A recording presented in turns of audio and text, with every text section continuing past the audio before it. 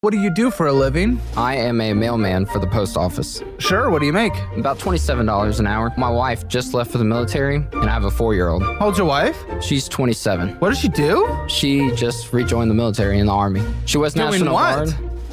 She can't tell me. Sure, she's not f***ing someone else. She might be. I want to make sure she doesn't get f***ed by a dude on the base, which always happens. Hey, if a tree falls in the forest and nobody sees it, did it really fall? Are you guys open? Open's okay if it's established. No, but I just, happy wife, happy life. You're okay with her getting If she comes home in a good mood, I'll look the other way. Yes. So the day she quits yelling at me is the day that I should worry. She yells at you every day. Well, she did. She's been gone for a couple weeks now.